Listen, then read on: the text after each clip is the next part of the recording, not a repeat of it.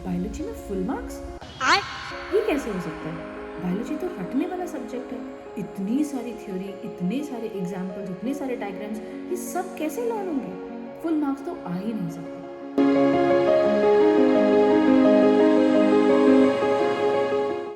बच्चों, क्या आपको भी ऐसा लगता है कि बायोलॉजी रटने की वजह से आपके फुल मार्क्स बायो में नहीं आ सकते?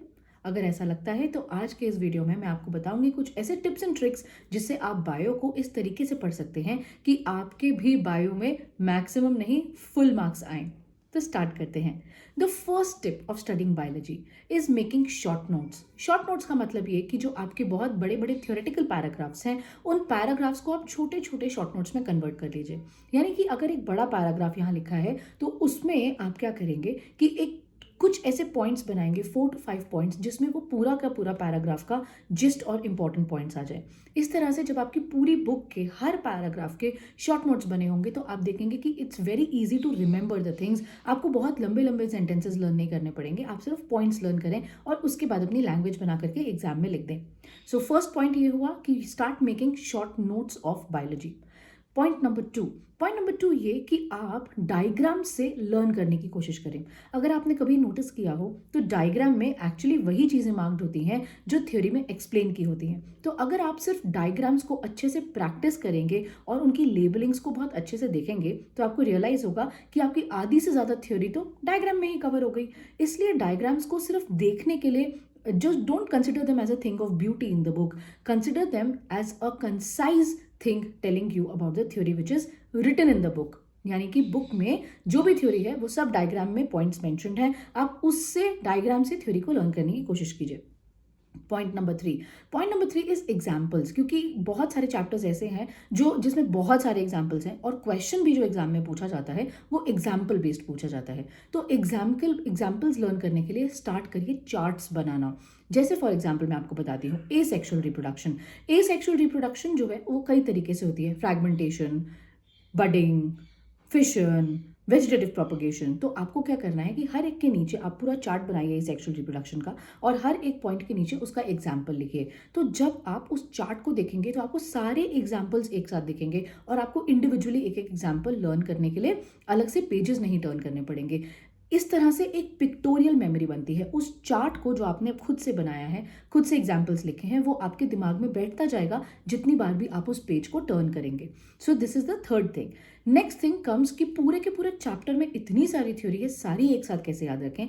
उसका सोल्यूशन होता है कॉन्सेप्ट मैप या फिर माइंड मैप। एक चैप्टर का कंप्लीट माइंड मैप आपको एक पेज में पूरे चैप्टर की समरी दे देता है।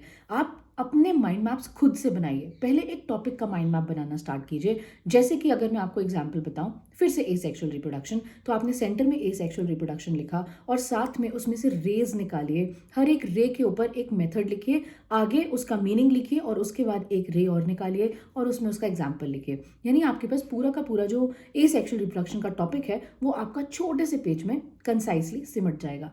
इसी तरह से आप टॉपिक के बाद चैप्टर्स का माइंड मैप बना सकते हैं। तो माइंड मैप जब हम बना लेते हैं तो व्हाट हैपेंस इज कि एक तो ये कि आपको बार बार पीछे वाला पेज नहीं पलटना पड़ता, तो आप ये नहीं भूलते कि मैंने पहले क्या पढ़ा था। आपको वहीं पे उसी पेज पे दिख जाएगा कि मैंने अभी थोड़ी देर पहले क्या पढ़ा था। It means that mind map आपको चैप्टर भूलने नहीं देता। इनफैक्ट आप जितनी बार उस माइंड मैप को रिवाइज करेंगे उतनी बार आपको वो चैप्टर याद होगा, उसके पॉइंट्स याद होंगे। एक और बात, माइंड मैप जब आप बना रहे हैं तो बने बनाए माइंड मैप से ना पढ़िए, आप खुद से अपना माइंड मैप बनाइए। आप पहले चैप्टर की आउटलाइन लिखिए, आउटलाइन के बाद सब टॉपिक्स देखिए, सब टॉपिक्स के बाद उसकी सब हेडिंग्स देखिए और फिर एग्जाम्पल्स नोट डाउन कीजिए। So what happens in this is कि जो आपका कॉन्सेप्ट मैप बन के तैयार होगा वो एक्चुअली आपके दिमाग में भी बैठा होगा। And make colourful concept maps, इससे आपको बहुत अच्छे से लर्न भी हो जाएगा। इसके बाद the last but not the least thing is revision. आप जितनी बार रिवाइज करेंगे, आपके अपने नोट्स हैं, शॉर्ट नोट्स और कॉन्सेप्ट मैप्स को आप जितनी बार रिवाइज करेंगे उतना ज़्यादा आपको लर्न होता जाएगा। विच मीन्स कि आपको हर चैप्टर एटलीस्ट 3 to 4 टाइम्स तो कॉन्सेप्ट मैप और चार्ट्स और आपके डायग्राम से देखना ही देखना है ताकि आपको चीज़ें याद रहे। Next point is MCQs. हम एमसीक्यूज को बहुत अंडररेट कर देते हैं। हमें ऐसा लगता है कि एमसीक्यू क्या है, ये तो बहुत आसान है, 4 ऑप्शंस हैं, एक को टिक करना है। बट एक्चुअली ऐसा नहीं है। आपको ये रियलाइज होता है जब आप एमसीक्यू सॉल्व करते हैं कि कौन से पॉइंट्स हैं जो आपको नहीं याद आ रहे, क्योंकि कई बार आपको आंसर, जब आपके पास ऑप्शंस हैं उसमें देख के भी आप आंसर नहीं निकाल पाते। विच मीन्स दैट आप जब एमसीक्यू सॉल्व करते हो तो आप रिवर्स लर्निंग करते हो। रिवर्स लर्निंग का मतलब ये कि आपने एमसीक्यू सॉल्व किया, आपको क्वेश्चन नहीं आया, आप वापस गए, आपने उसकी थ्योरी पढ़ी।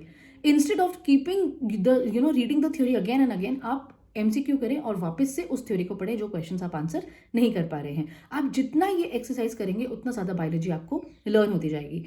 Last but not the least, answer writing. Answer writing में आपको बहुत ध्यान रखना है कि आपकी हेडिंग्स और सब हेडिंग्स जो है वो एब्सोल्युटली क्लियर हो। जब वो हेडिंग्स और सब हेडिंग्स क्लियर होती है तो कहीं ना कहीं एग्जामिनर को ये आइडिया लग जाता है कि आपको टॉपिक तो पता है, तो अंदर की थ्योरी भी डेफिनेटली ठीक होगी।